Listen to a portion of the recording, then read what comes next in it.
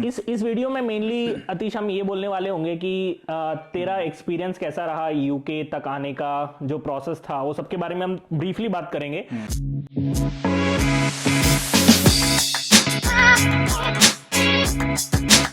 ये है एक दोस्त जिसके बारे में मैं बोल रहा था कि मेरे दो दोस्त लोग रिसेंटली यूके आए हैं, तो उसमें से एक ये है।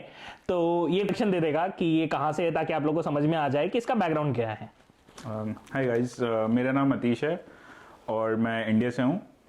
अभी मैं यूके में एज ए नर्स काम कर रहा हूँ और मैं दिल्ली से हूँ और मैंने अपनी वैसे डिग्री कर रखी है नर्सिंग में, जो कि मैंने बैंगलोर से किया है। इस वीडियो में मेनली अतीश हम ये बोलने वाले होंगे कि तेरा एक्सपीरियंस कैसा रहा यूके तक आने का, जो प्रोसेस था वो सबके बारे में हम ब्रीफली बात करेंगे, ताकि इन लोग को एक आइडिया मिल जाए कि तूने क्या क्या किया था। और ये नॉर्मल एक प्रोसेस के बारे में बता रहे हैं, लेकिन बहुत ही छोटे तरीके से बताएंगे अपना एक्सपीरियंस शेयर करके।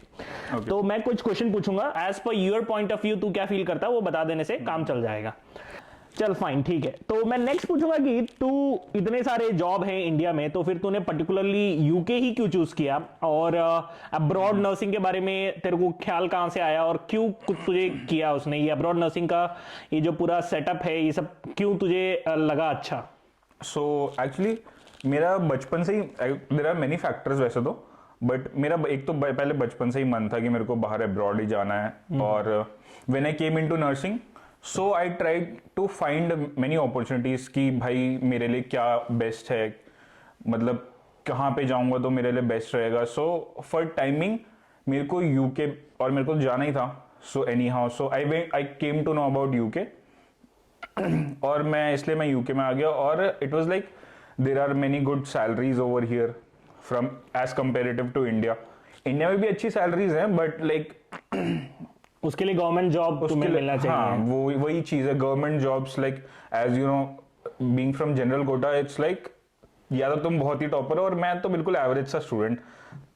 वो चीज थी। हम सब एवरेज ही हैं, बस तू नहीं, हम सब एवरेज ही थे। तो चलो, इसलिए तूने नर्सिंग यूके में चूज किया। और यूके आने के लिए सबको पता है कि सबसे पहला और सबसे कठिन प्रॉब्लम यही आ जाता है कि ओईटी या आईएलटीएस पास करना है। ऑब्वियसली वो एक लगता है कि वो कुछ ज्यादा ही डिफिकल्ट चीज है, मोस्ट लोगों के लिए सबसे ज्यादा डिफिकल्ट ऑब्स्टिकल लगता है वो। तो तू बताएगा तूने क्या किया और कौन सा चूज करना चाहिए या क्या बेटर है लोगों के लिए।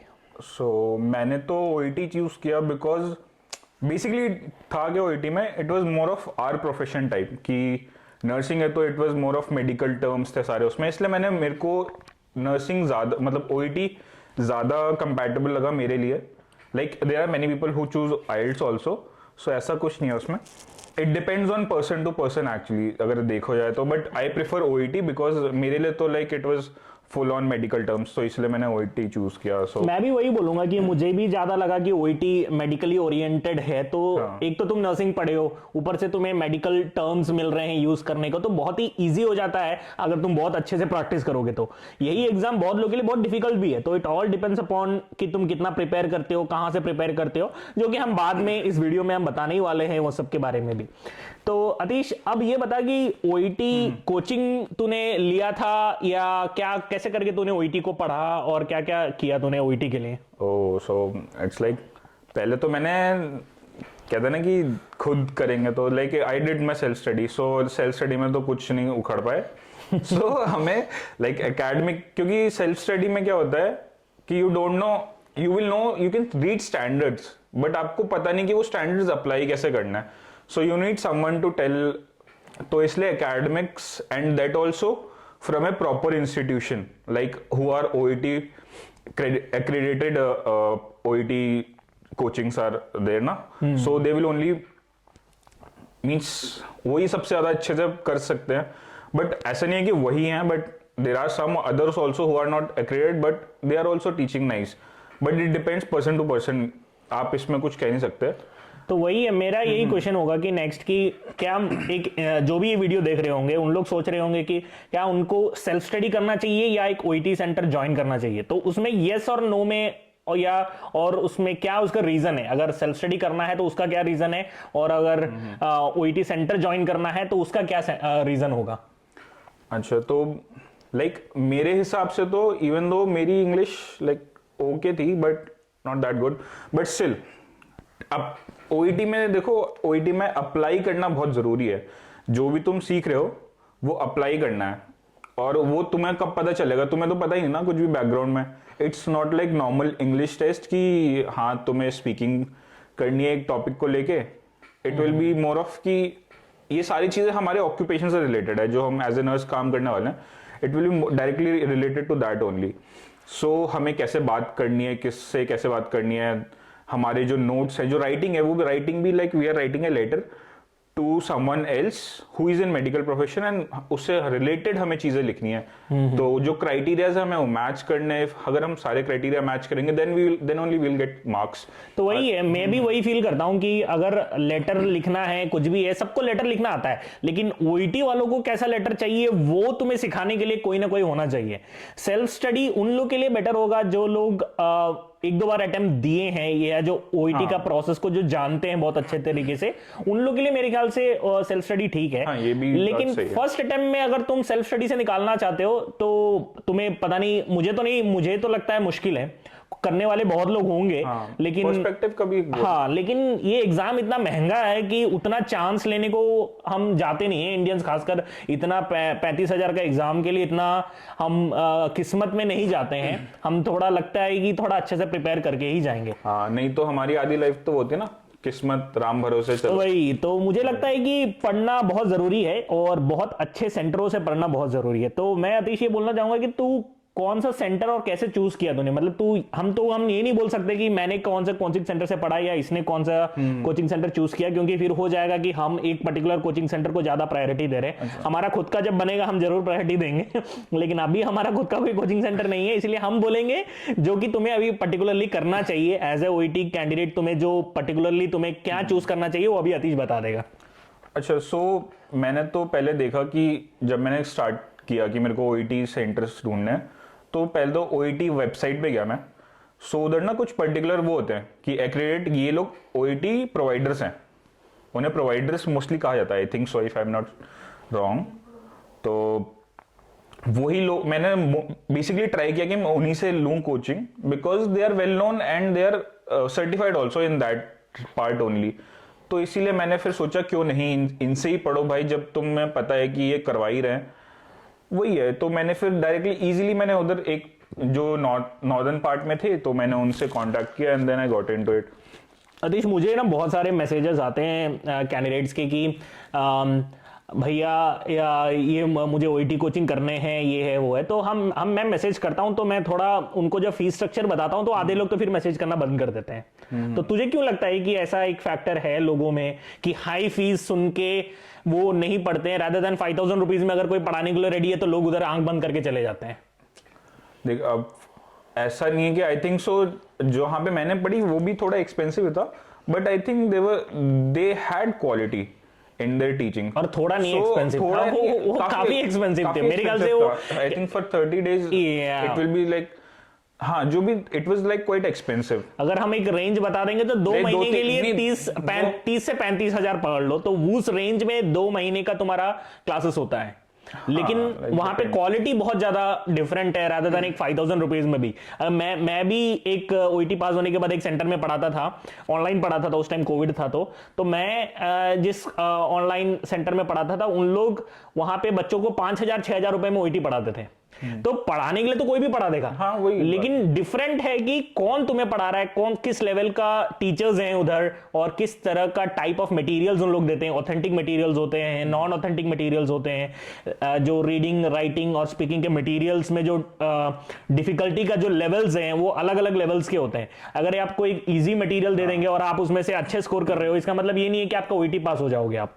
सो बहुत सारे फैक्टर है, ये सब के बारे में हम एक अलग वीडियो ही बना सकते हैं जिसमें हम पूरा समझा सकते हैं कि ओईटी में क्या क्या आपको बहुत ध्यान देना है ज्वाइनिंग करने से पहले। लेकिन मैं अभी बस इससे इतना ही पूछना चाह रहा था कि ओईटी कैसे आप कौन सा सेंटर आप चूज करोगे और कैसे चूज करोगे। तो मेनली अतीश यही बोल रहा है कि आप ओईटी के वेबसाइट में जाइए और वहां प्रिपरेशन प्रोवाइडर्स बोल के एक टैब मिलेगा आपको, उसमें आप जाइए तो उसमें आपको मिल जाएगा प्रीमियम प्रिपरेशन प्रोवाइडर्स और नॉर्मल वाले। तो उसमें से आप किसी को भी कॉन्टैक्ट कीजिए और जाके आप ज्वाइन कीजिए। वही है हमारा जो अभी का एडवाइस है, अनटिल एंड अनलेस हमारा कोचिंग सेंटर ना खुल जाए।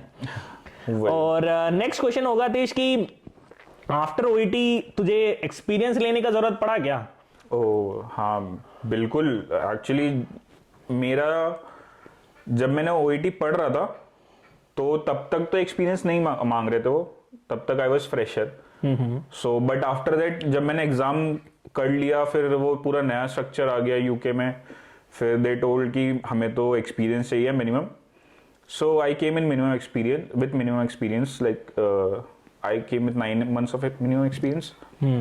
सो हाँ, तो उस टाइम एक्सपीरियंस मांग रहे थे तो इसलिए फिर वो भी थोड़ा चेंज हो गया। सो इट रैपिडली चेंजेस है ना।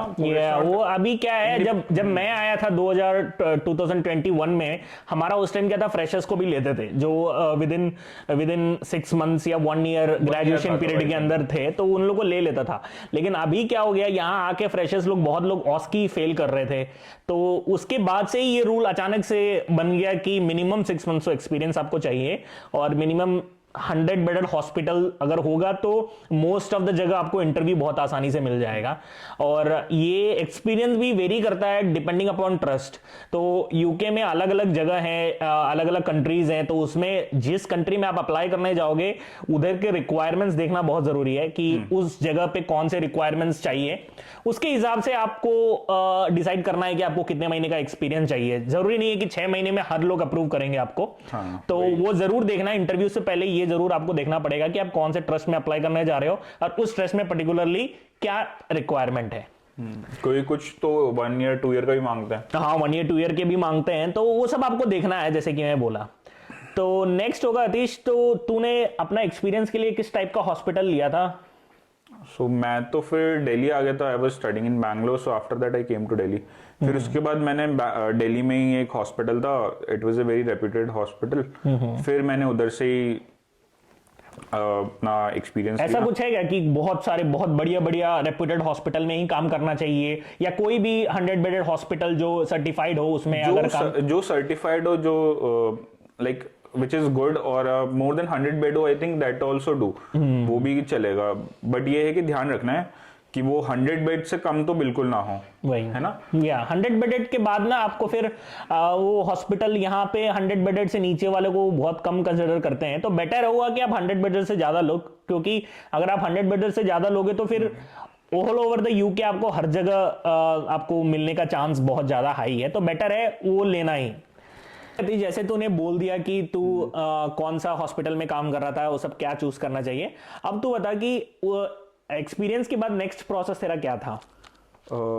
एक्सपीरियंस के बाद नेक्स्ट प्रोसेस लाइक मेरा तो मेन था कि एक्सपीरियंस के बाद नहीं था, बट आफ्टर ओईटी कह सकते हो कि आफ्टर ओईटी मेरे को नेक्स्ट प्रोसेस था मेरा एनएमसी रजिस्ट्रेशन करवाना। अच्छा। सो एनएमसी रजिस्ट्रेशन करवाया मैंने, एंड वो मेरा काम करते करते ही हो गया। वो अच्छा। आधा हुआ, बट लाइक नेक्स्ट स्टेज के लिए हमें पूरा करने के लिए बहुत सारी चीजें चाहिए होती है, तो मैंने हाफ मेरा काम करते वक्त हो गया था। हाँ, तो जिन लोगों को नहीं पता है, एनएमसी स्टेज में पार्ट 1 और पार्ट 2 होता है, तो पार्ट 2 में एग्जाम्स वगैरह आ जाते हैं जिसको हम सीबीटी वगैरह बोलते हैं, जो उसके बारे में हम बात करेंगे। तो पार्ट 1 अतीश ने जॉब करते करते ही कर पाया। तो पार्ट 1 एक ऐसा चीज है जो तुम जॉब करते करते खत्म कर सकते हो। वेट नहीं करना है कि जॉब तुम खत्म करोगे, तुम 9 months का एक्सपीरियंस या 6 months का एक्सपीरियंस लोगे या 1 साल का एक्सपीरियंस लोगे, तब तक आप बैठे मत रहना घर पे। वंस आप ओईटी पास कर गए तो आप एमएनसी रजिस्ट्रेशन चालू कर देना है। तो अतीश तू क्या डिफिकल्टीज आया तुझे ये फर्स्ट स्टेज में करने में? कुछ ऐसा कोई डिफिकल्टीज आया और क्या क्या करना पड़ा तुझे, क्योंकि फॉरेन वेरिफिकेशन बोल के सब चीजें हैं, तो उसमें कोई दिक्कत आया था तुझे? एज सच तो दिक्कत नहीं आया, जस्ट बिकॉज मैं तो दिल्ली में काम कर रहा था और मेरा जो पेरेंट काउंसिल था वो करना बैंगलोर का था, तो बस वही था, मेरे को वापस बैंगलोर जाना पड़ा उसके लिए, and I did my first stage. और वो अपना मैंने ये भी सुना था कि तूने दिल्ली रजिस्ट्रेशन करा लिया था। दिल्ली में जब गया तूने जॉब करने के लिए, तो तू डीएनसी में रजिस्टर करने गया। हाँ। तो जो डीएनसी कर लेते हैं उनको क्या डीएनसी से फॉरेन वेरिफिकेशन लेना पड़ेगा या कर्नाटका से आके लेना पड़ेगा? इट डिपेंड्स कि अगर तुम्हारा डीएनसी प्रोसेस में है, डीएनसी प्रोसेस में, और तो वरना तो तुम्हें फिर पेरेंट काउंसिल से ही लेना पड़ेगा। अदरवाइज अगर तुझे डीएनसी मिल चुका है, कंप्लीट हो गया प्रोसेस, तो डीएनसी मिल गया तो डीएनसी वाले अच्छा, कर देंगे। तो it is mostly online only, तो जल्दी हो जाता है। क्योंकि बहुत लोग का ये भी क्वेश्चन होता है कि हमने वैसा चेंज कर लिया, यहाँ पे हम गए वापस हम कहीं चले गए हैं स्टेट गवर्नमेंट में, या अपना वापस स्टेट में चले गए। मोस्टली अगर पेरेंट काउंसिल से करवा लो तो आई थिंक वो बेस्ट है, बिकॉज तुम्हारी स्टडीज वगैरह सब वो क्लियर वहीं से करेंगे। हाँ, नहीं मुझे क्या लगता है ना कि अगर तुम एक बार स्टेट चेंज कर लेते हो और तुम वहां पे रजिस्टर कर लेते हो दूसरे स्टेट से, तो क्या होता है तुम्हें यहाँ से नो ऑब्जेक्शन लेके तुम चले जाते हो, किसी का नो ऑब्जेक्शन आ जाता है। तो उसके बाद क्या होता है ना, तुम केएनसी में जाओगे या तुम अपने पेरेंट काउंसिल में जाओगे तो उन लोग बोलेगा कि तुमने रजिस्ट्रेशन ट्रांसफर कर लिया है। हाँ, तो बेटर है कि तुम वहां से जाके ले लो। चलो ठीक है, तो वो हो गया। तो और नेक्स्ट है कि सीबीटी। तो सीबीटी एग्जाम कैसा लगा तुझे? और बहुत टेंशन होगा एग्जाम से पहले। हाँ, टेंशन तो बहुत था एग्जाम से पहले कि सीबीटी कैसे देना है, बट लाइक क्योंकि था कि कैसे करेंगे, पहले तो स्ट्रक्चर नहीं पता होता कि कहाँ से पढ़ना है। सो एक्चुअली बट मेरे को एक सीबीटी एक ऐसा चीज था जिससे हम खुद पढ़ सकते थे, विच वॉज वेरी नाइस, कि मेरे को उसके लिए कोई सेपरेट कोचिंग लेनी पड़ी, खुद पढ़ सकते थे। सीबीटी बहुत हार्ड है, एनक्लेक्स जैसा लगता है या मतलब कैसा है सीबीटी? मतलब इतना भी हार्ड नहीं है, इट्स मोर ऑफ नॉलेज। जो तुम्हारे पास, तुमने पूरी नर्सिंग करी है ना, उसी को लेके है पूरी वो सीबीटी। क्या पूरा पेन पेपर एग्जाम है या क्या है? लाइक इट्स कंप्यूटर बेस्ड है। अच्छा, मल्टीपल चॉइस है? हाँ, मल्टीपल चॉइस है पूरा। तुम्हें अपने सेंटर जाना होता है, वहां पे वो लोग देन। चलो ठीक है, तो आफ्टर सीबीटी अतीश ने क्या किया जानते हैं, क्योंकि आफ्टर सीबीटी सबसे मेन आइटम होता है कि तुम्हें एजेंसी को पता लगाना है। तो ये एजेंसी का जो खेल है बहुत ही गंदा लगता है सुनने में कि हमें एक एजेंट को पकड़ना है और एजेंट हमें यूके में लेके जाता है और एजेंट को बहुत सारे पैसे देने होते हैं। तो मेरे को तो पता ही है क्या होता है, लेकिन मैं चाहता हूं कि अतीश बोले, क्योंकि वो नया आया है। मैं चाहता हूं कि वो भी शेयर करे उसने क्या फील किया और उसका प्रोसेस कैसा था। पहले तो लाइक मेरे को लगता था यार एजेंट से लेना पड़ेगा। बिफोर नॉलेज मेरे को कुछ नहीं पता था कि एजेंट को, यार मेरे को लगता था पैसे ही देने होते हैं एजेंट को, तो क्योंकि नाम में ही लगता है कि एजेंट मतलब पैसे। एजेंट मतलब पैसे, तो उसे पैसे दो और वो काम करके देगा।